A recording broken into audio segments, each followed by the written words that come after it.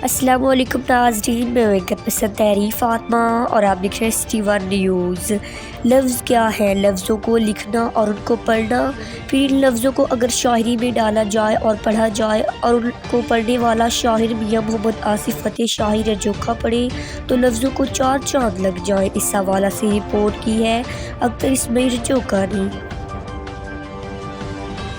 दोस्तों सजनों बिरावो ते मित्रों, मैं तुहाडा मेज़बान अख्तर इस्माइल रजोखा मेरी तरफों तुसां सारियां बिरावां नूं जिथे जिथे तुसीं सानू वेख रहे हो सलाम कबूल।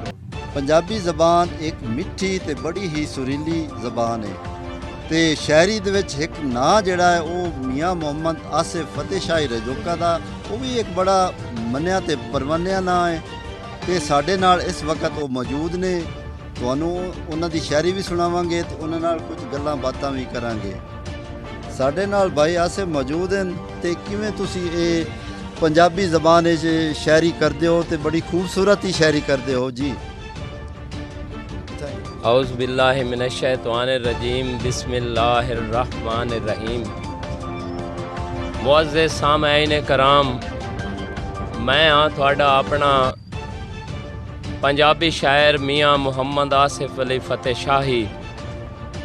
ये बड़ी खसूसी काविश है मेरे इज़्ज़त माब काबिल एहतराम भाई अख्तर इस्माइल रजोखा साहब दी, जिन्होंने सानू इस काबिल समझा है अपने कीमती टाइम टू टाइम कढ़ के ते साढ़े कोल हाजिर होए ने।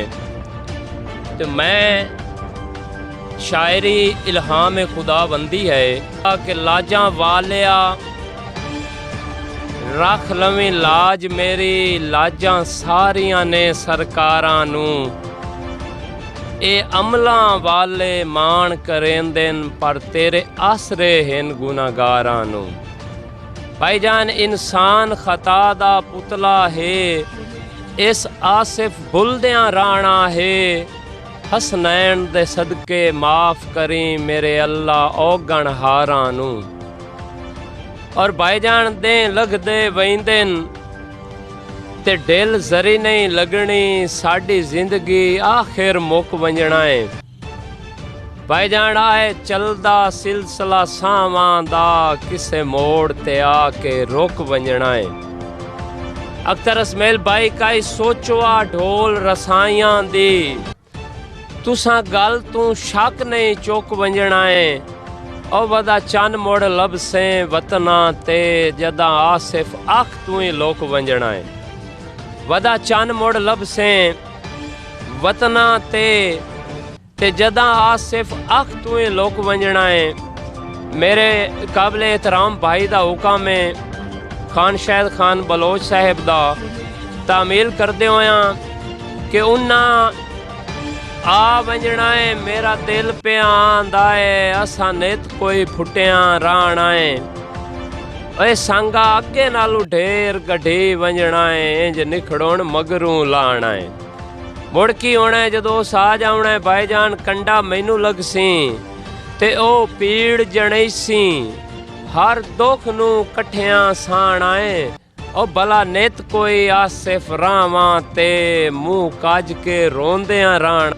भाईजान इश्क दे वेड़े मैं नहीं वड़ना, प्यार किसे नू मैं नहीं करना। प्यारे भाई इश्क दे वेड़े मैं नहीं वड़ना, प्यार किसे नू मैं नहीं करना। उस आख्या क्यों नू करना? मैं आख्या इश्क बंदे नू पागल करदा है, जींदियां साड़ सुहा चा करदा है। इश्क बंदे नू पागल करदा है, जींदियां साड़ सुहा चा करदा है। इश्क दे पैंडे दूर दिसीवन, इश्क दे पैंडे दूर दिसीवन।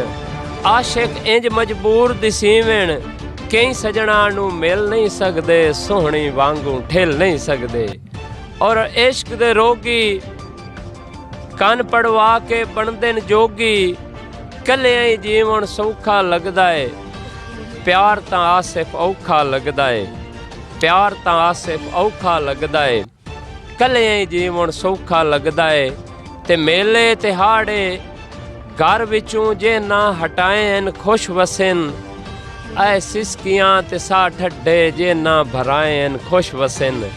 ਔਰ ਅੱਖੀਆਂ ਦੇ ਵਸਦੇ ਸ਼ਹਿਰ ਵਿੱਚ ਕੁਝ ਇੰਜ ਹਨੇਰਾ ਹੋ ਗਿਆ ਏ ਹੱਸਦੇ ਤੇ ਵਸਦੇ ਨੈਣ ਆਸਿਫ ਜਿਨ੍ਹਾਂ ਰਵਾਏ ਹਨ ਖੁਸ਼ ਵਸੇ प्यार का आसिफ